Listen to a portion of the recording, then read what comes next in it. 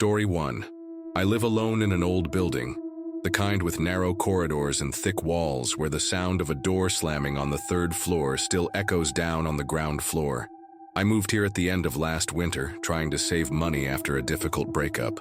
The apartment was small, dimly lit, but cheap, and that was all I needed at the time. During the day, everything was peaceful. The problem always began at night. More specifically, at 2:11 in the morning. Every day, without fail. The first time I heard the footsteps, I thought it was some sleepless neighbor. The sound was light but rhythmic.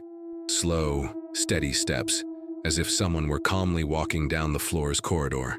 As I mentioned, the walls here are thick, but the corridor amplifies everything. Each step seemed closer than the previous one. And then came the odd part. The footsteps stopped right in front of my door. Always. I would wait, expecting to hear some other apartment's door open, or the sound of a key turning, but nothing happened.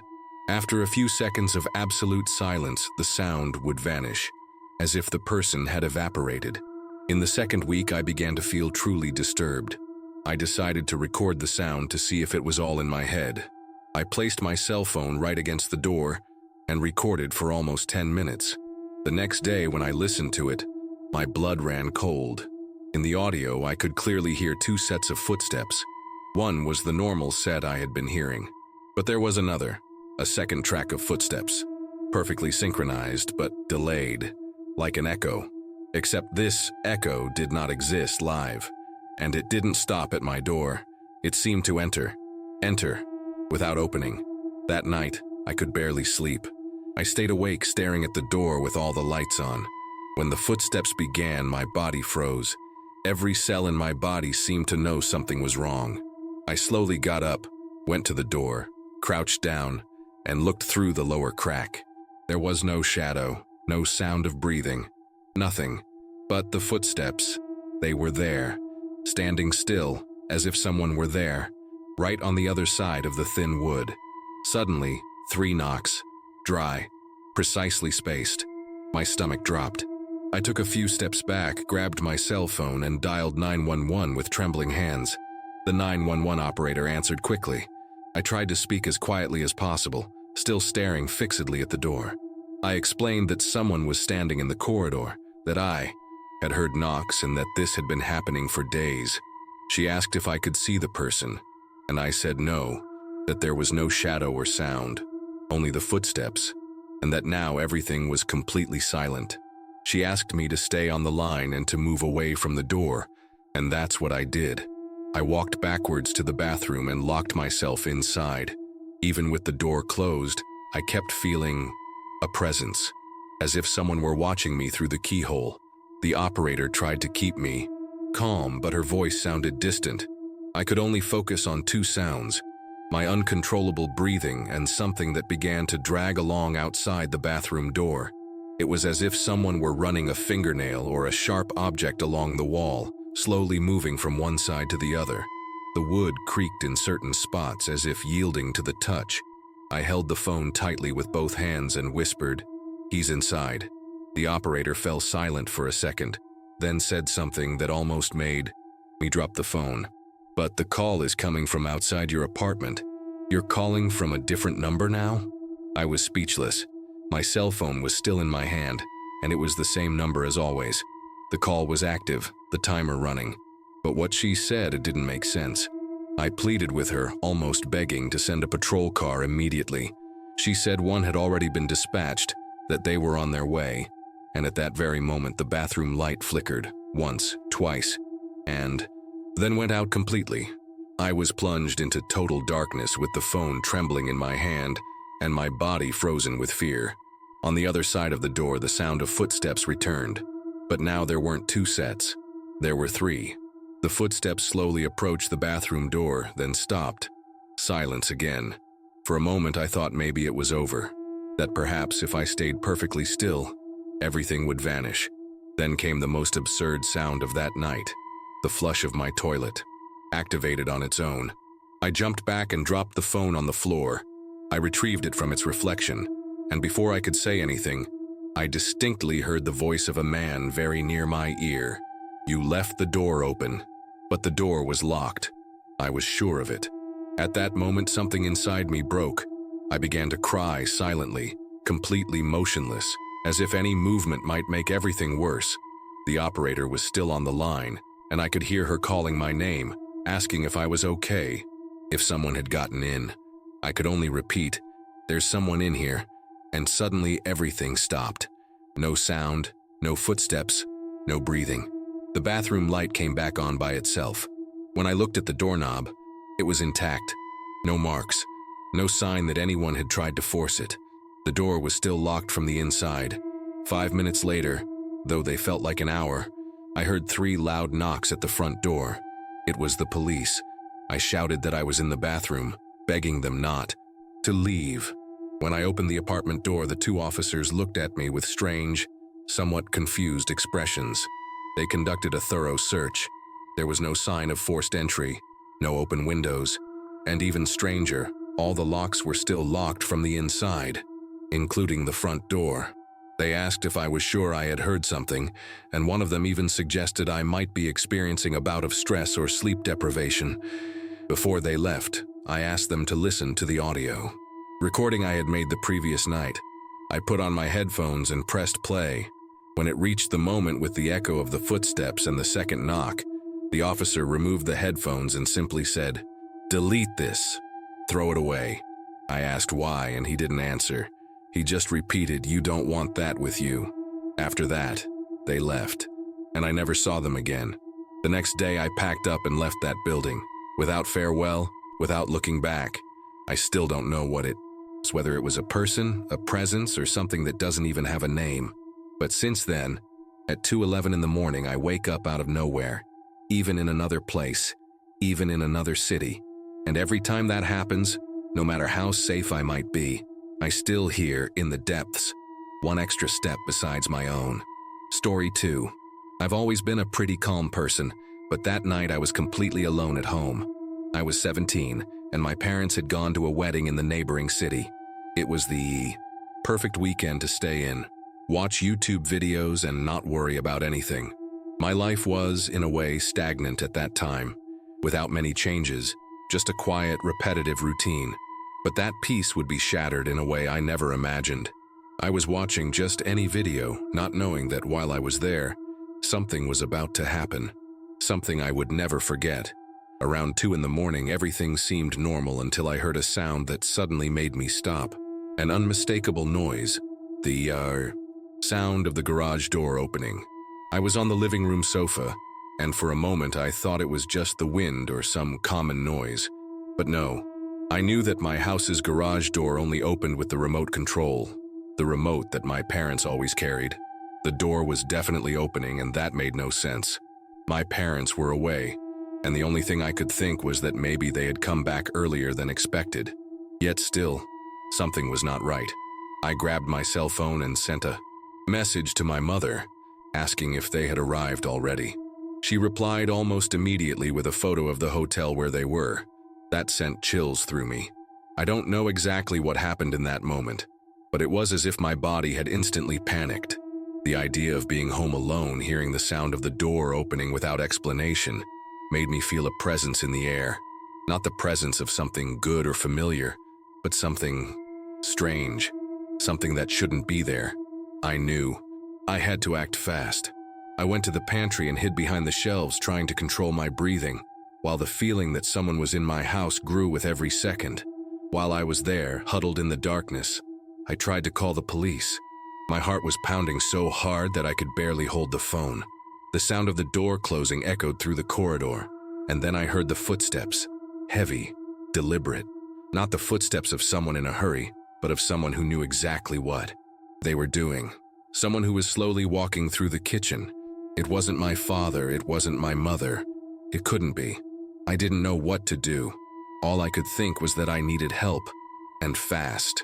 The feeling of being watched was overwhelming. I was trapped there, not knowing what to do. There was no direct exit from the pantry, and I didn't know if the intruder was already in the entire house. The only thing I could do was to remain silent and wait, praying that he wouldn't find me. The sound of the footsteps in the kitchen seemed to increase as if he were approaching the living room. I could smell old food and the stale, suffocating air of the house, which made the atmosphere even more uncomfortable. Suddenly, the footsteps stopped. The silence was absolute, and my heart nearly jumped out of my throat. I breathed as quietly as possible, barely being able to hear my own breathing. I stayed there, motionless, for what felt like an eternity. What was he doing? Was he searching? For me, the feeling of being watched wouldn't dissipate, and my stomach churned as if something might reach me at any moment. I was still holding the phone, my finger poised to press the emergency button. But for some reason, something told me not to make any noise. I wanted to get out of there, to run, but what if he saw me? What if he knew I was hiding? I didn't know what to think. All I knew was that with every passing second, the fear intensified. Then I heard a voice, low, almost a whisper, but very clear. "Where are you?" My blood ran cold. I knew that no one in the house could be speaking. My mind was in complete panic, and I nearly screamed. But I forced myself to remain silent, trying to control the rising panic inside me. The voice repeated, but this time it was softer, more insidious. "Where are you?" I was so paralyzed by fear that I couldn't move. For a moment I thought I was going to faint. What was happening? What did this person want with me? I could hear the how. Footsteps again, closer now. Then with a quick movement I reached for the phone and with trembling hands managed to press the emergency button. The operator answered, and that's when I heard the most terrifying sound. A crash coming from the kitchen, followed by a low, muffled laugh. It was a cruel laugh, as if someone were enjoying my fear. In that instant, I felt an impulse to run, but all I wanted was to know what was going on. I knew the police were on the way, but I didn't know if I could hold on until they arrived. With every second, the sound of the footsteps grew louder. They were coming directly toward me, and I could hear the creaking of the old floorboards under the weight of the person. The sensation that he was drawing closer made me break out in a cold sweat, and with every breath I took, it felt as if my throat were closing. The air was heavy and oppressive, and panic completely took over. I needed an escape, but when I looked around, I realized there was no way out without being seen. I was completely cornered. Suddenly, the footsteps stopped. It was as if time had slowed down. The silence was unbearable. What was he doing? Could it be that he knew I was there? I could no longer hear his breathing, and the fear mixed with the feeling that something far worse was about to happen. Then, the sound of something heavy falling onto the kitchen floor made me jump. Something had been knocked over, and I didn't know if he was alone or if there was someone else. All I knew was that the police still hadn't arrived, and my only option was to wait for this nightmare to end. It was at that moment that the kitchen light turned on. The sudden brightness almost blinded me, and I could no longer hide my presence. The footsteps started moving again, but this time something was different. He was heading toward my position, with a chilling calm, as if he knew I was there. My mind was in turmoil, and I began to question what was happening. Was he searching for something or someone?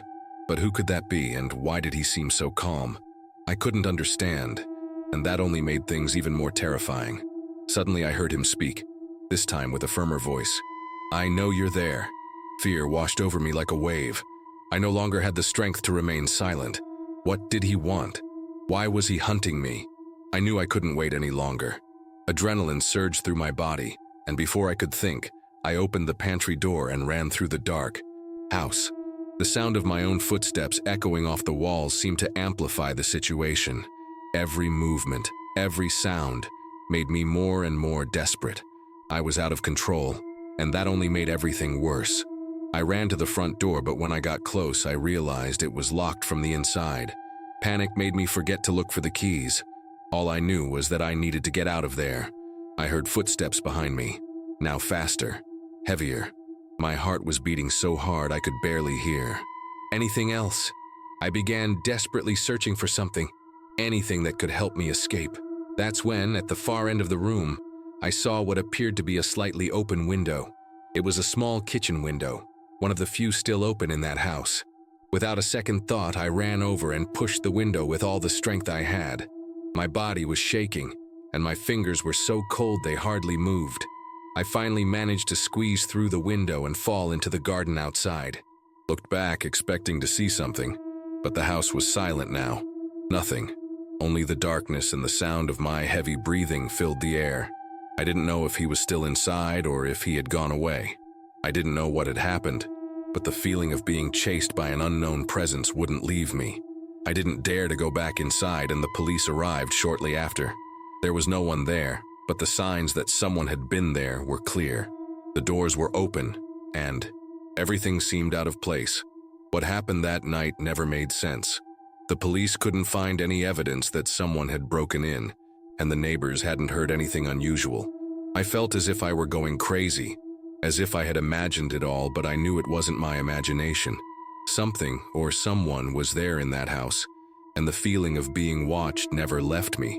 I moved soon after and never went back to that house. Sometimes I wonder if that person was real, or if it was just a nightmare so vivid that it became permanently etched in my memory.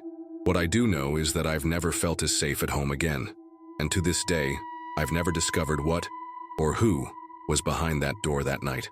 Story 3. I live in a small town in the interior of the United States, one of those towns where everyone knows everyone, and things happen slowly, as if time itself were dragging. I am a bus driver, and one of my routes takes me down the same street every night, around 3 in the morning. Most people are already asleep, but there's always one or two who go out to smoke or walk down the deserted street.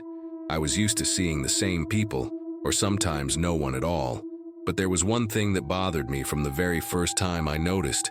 Every night, for several weeks, I saw the same man sitting at the bus stop.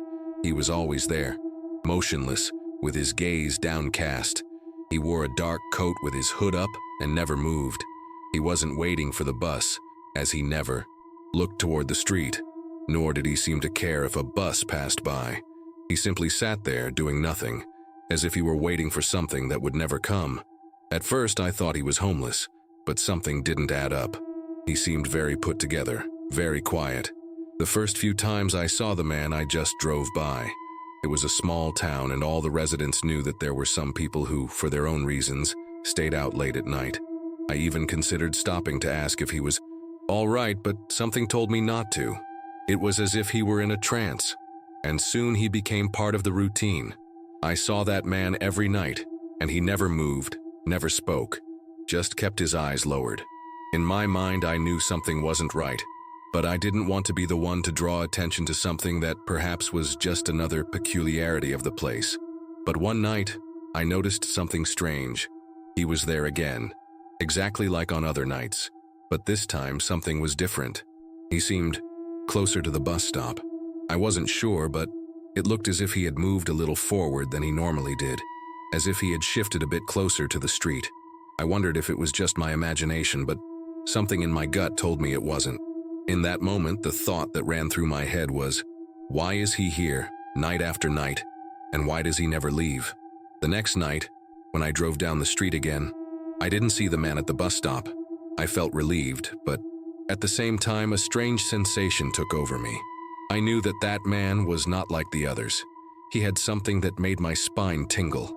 I wondered if he had finally gone, if someone had noticed him and taken him somewhere else. But then, when I was almost leaving town, a police car drove by on the street, and an immediate sense of alert washed over me. It was as if something was about to happen. I didn't want to get more involved, but the feeling of unease wouldn't leave my mind. Following nights passed quietly.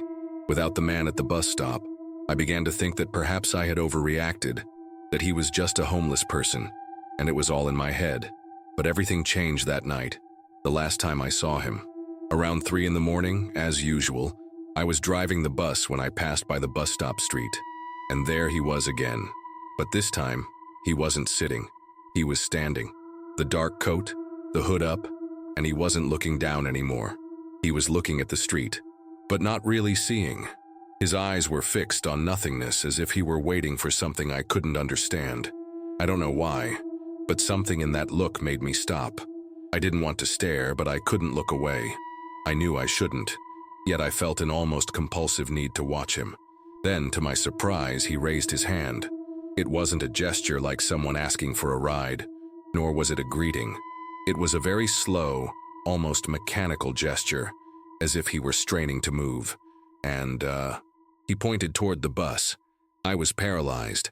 For a moment, the only thought that occurred to me was that he knew something I didn't. But before I could react, the bus moved on.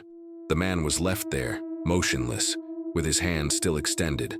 I accelerated without looking back, but for a second I felt as though he was still watching me.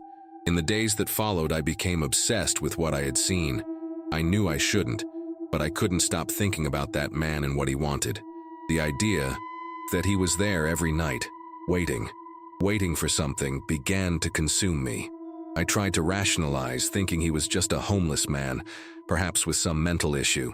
But every night that passed, I wondered, why didn't he move? Why was he always there, exactly in the same spot, as if he were waiting for something that only he knew? I began to notice more details. He never reacted to passing cars, nor to other people walking down the street. He simply remained there, sitting, without any expression. Yet every time I passed, it seemed as if he were looking at me. Not directly, but as if he knew exactly when I would pass by. I started to feel a strange presence, the sensation of being watched, as if he knew something I didn't. I became more and more nervous about the situation. My work shifts grew longer, and I felt exhausted. But what really kept me awake at night was that fixed idea of the man at the bus stop. One night, I decided to do something I had never done before. When I drove down the street and saw the man, I didn't just continue on my way. I simply stopped the bus at the corner, turned off the engine, and got out. I wanted to see what he would do. I wanted to understand what was happening. My mind was full of questions, and I felt that somehow I was about to discover something important. I knew it sounded crazy, but something inside me told me I needed to know. I walked slowly toward the bus stop, and as I got closer, I realized he was no longer in his usual spot. He was closer to the street, as if he were waiting for me. He still had his hood up and his distant expression, but now something was different. He seemed to be waiting for me. I stopped a few meters away from him, and for a moment I didn't know what to do. My body was tense, my hands were sweating, and the fear was growing inside me. He didn't move. He didn't seem willing to speak, but his presence was so intense that it was as if he were challenging me to do something. "You are waiting for me?" The question slipped out unintentionally. I knew it was a stupid question, but at that moment it seemed the only thing I could say. And then he did something I will never forget. He slowly raised his head and looked at me. It wasn't an ordinary look. It was a penetrating, deep look, as if he were reading my soul. I had never seen anything so empty, yet at the same time so full of something indescribable. He stayed like that, looking at me for a few seconds that seemed like an eternity, without responding, without moving a muscle, until finally he mumbled something. "I was waiting for you." His voice was weak, as if he were saying it more to himself than to me. But those words froze me inside. I didn't know what to do, didn't know how to react. He had said exactly what I was thinking, but how did he know that? I didn't know what he wanted, what was happening, but the feeling that something very wrong was unfolding around me only increased. Then he pointed toward the bus, and for the first time, I felt a total sense of dread. It wasn't just the fact that he knew something. It was as if he were summoning me to do something I shouldn't. It was as if he were telling me to go back to the bus, to resume my routine. But I knew I couldn't do that anymore. I didn't know what he wanted, but I didn't want to find out the hard way. I didn't know how to react. That man, standing there with that fixed look on me, made me feel as if I were in the middle of a nightmare. I stood there for a few seconds trying to decide what to do. My mind was a mess, and I knew I couldn't keep facing this alone. But at the same time, something compelled me not to leave. I didn't know what he wanted, but I couldn't simply leave him there. And then, without realizing it, I took a step toward him. Fear made me hesitate, but some invisible force was pulling me in. When I got closer, he simply turned and with a quick movement began walking toward the street without saying a word. I couldn't understand. What did he want? Why was he there every night? I looked at the bus stop and realized he had disappeared as quickly as he had appeared. The dark coat, the hood up, everything was gone. The feeling of unease grew. He was no longer there, but I knew something was wrong, something I would never fully understand. I ran back to the bus, almost without knowing what I was doing. When I got in, my body was tense and sweaty, as if I were in a dangerous situation. I closed the bus door and turned on the engine, feeling the weight of uncertainty on my back. What else could happen?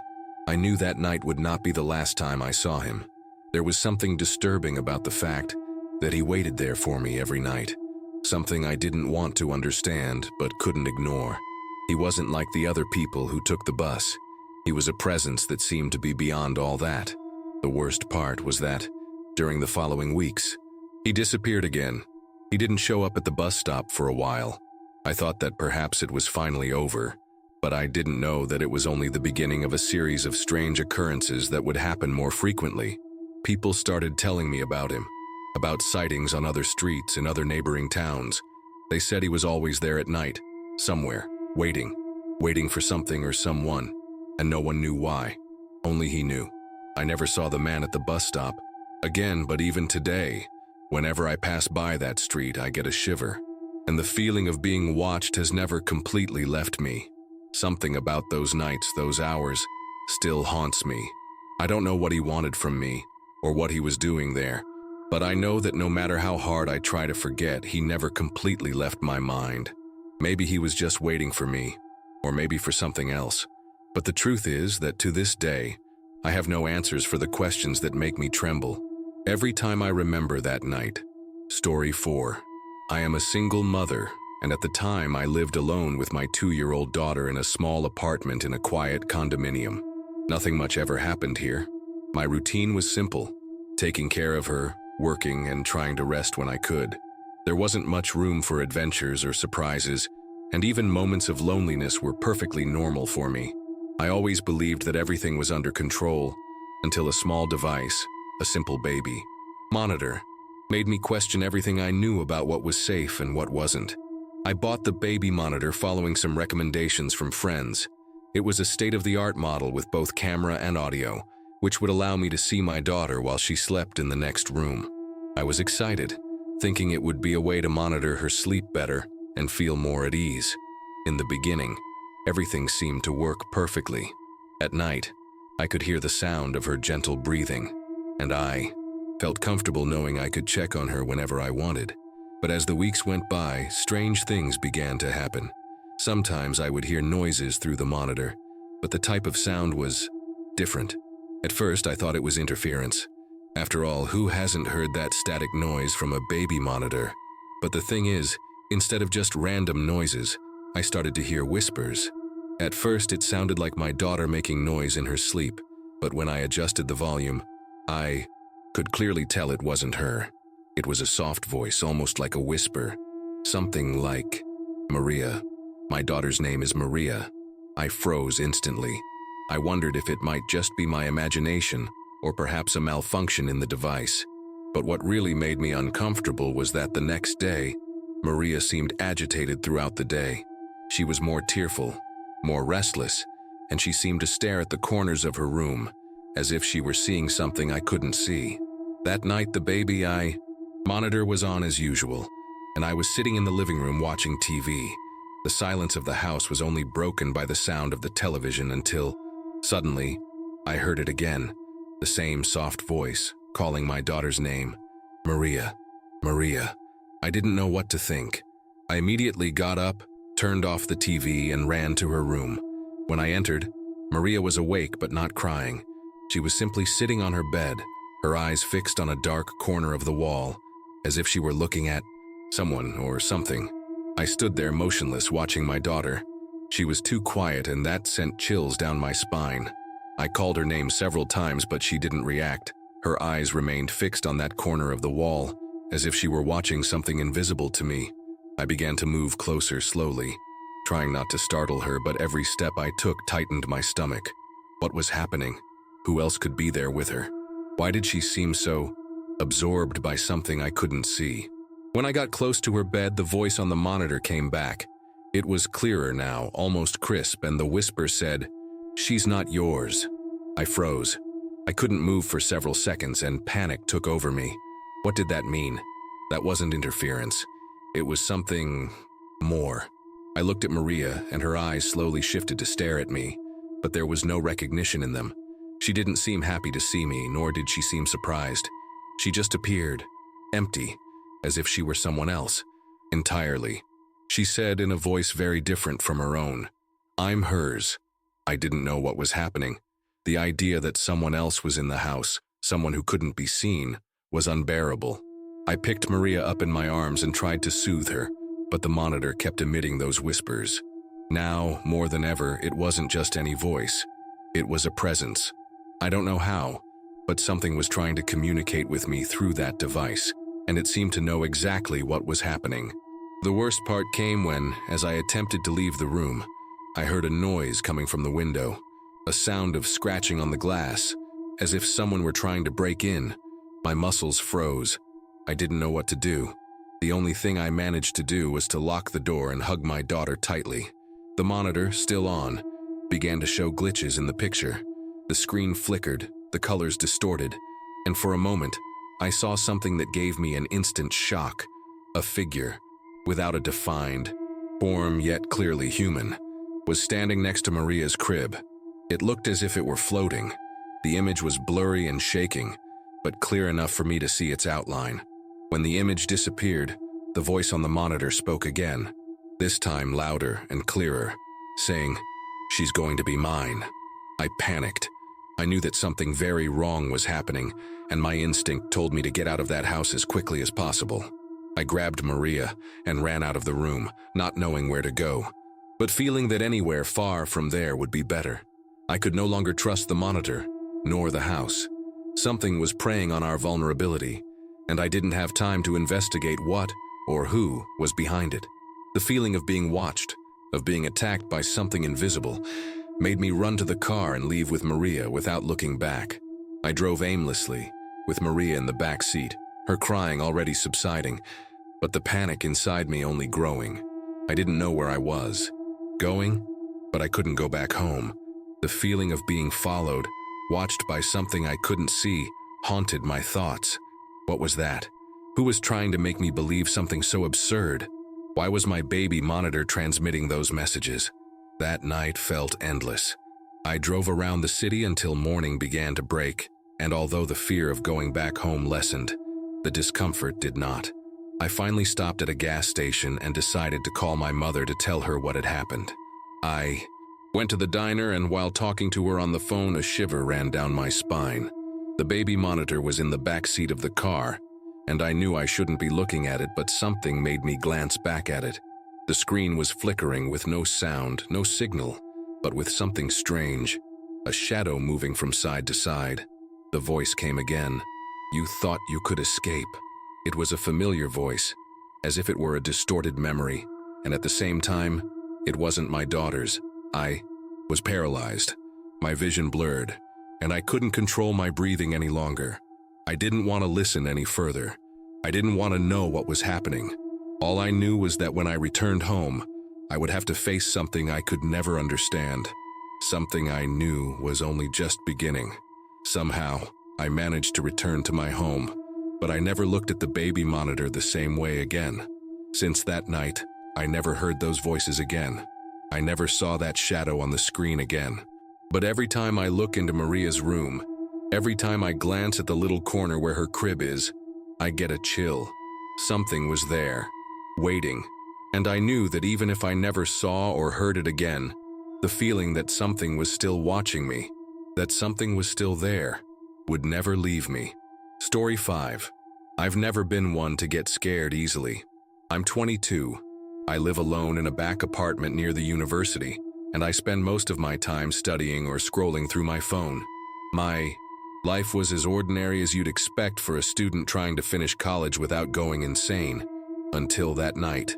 That night when the phone rang at 3:08 in the early morning from a number I didn't recognize. The screen only showed private number. I thought it was a prank or some spam call. I almost didn't answer, but I did. And if I had known what would happen next, I would have let it ring. The voice on the other end was male, low, almost too calm, a strange tone, as if he had complete control of the conversation. He said, "You left the kitchen light on." It was so blunt that I even laughed. I thought it must be someone joking, a friend, I don't know. But before I could reply, he continued, "And don't bother going to the window. I've already been there." My body froze. I was standing, moving toward the window. That wasn't a joke. That was happening now. I slowly turned my head, looking into the apartment. The kitchen light, which I didn't even remember turning on, was indeed on. My first impulse was to turn off my phone and run to the door, but my legs wouldn't obey. I stood there, the phone still pressed to my ear, and he said another thing. "You dream about her every Tuesday, but she's already dead, remember?" My heart pounded. I had dreamed about my grandmother the night before, exactly as he mentioned. It was Tuesday, and yes, she had died 2 years ago. I hadn't told anyone. No one knew, not even my closest friends.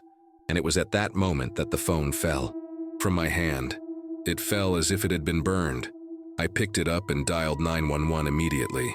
I locked myself in the bathroom and sat on the floor, trembling, trying to explain to the operator what was happening. I said that someone was watching me in real time, that they knew where I was, what I was doing, even what I was dreaming. The operator tried to keep calm, asking me questions, but I couldn't think straight anymore. With every sentence she spoke, I only thought that he might still be out there, or worse, already inside. While I was talking to her, a message arrived on my phone from that same private call. "Don't lock yourself in there. I don't like closed doors." The operator then asked me to keep the line open and informed me that a patrol car was already on its way. I tried to respond, but I could barely speak. I felt like a child who had just realized he was locked in the dark with something he didn't understand. My hands were sweating so much I nearly dropped the phone.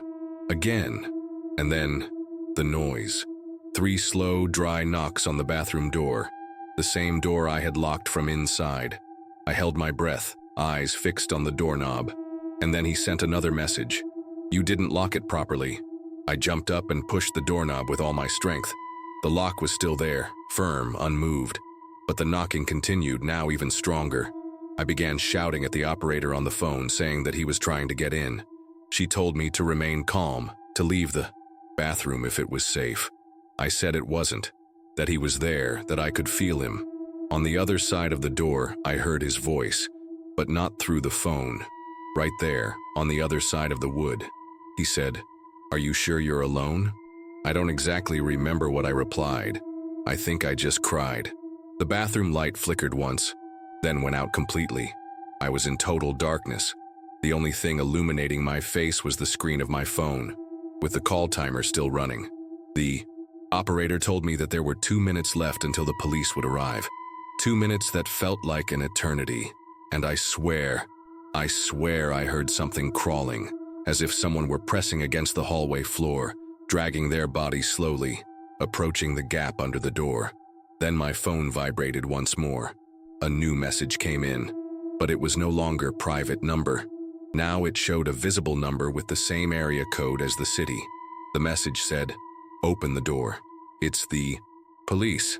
Except the operator was still on the line, and seconds later she said, "The patrol cars haven't arrived yet. Don't open the door for anyone." I froze. Whatever was on the other side, it knew this before she did. It knew exactly what to say, and somehow, it had access to my phone. I stayed silent. I didn't reply, didn't move. I just stood there, pressed against the cold bathroom wall, trying to control my breathing and the urge to scream. The operator kept repeating that the officers were about to arrive, that I shouldn't open the door for anything. And on the other side, silence returned. No knocking, no breathing, nothing. The tension became so unbearable that I began hearing my own heartbeat in my ear, as if my body were begging to flee. And then, out of nowhere, the loudest noise of the night. The bathroom doorknob turned forcefully, but it didn't move. The lock held fast.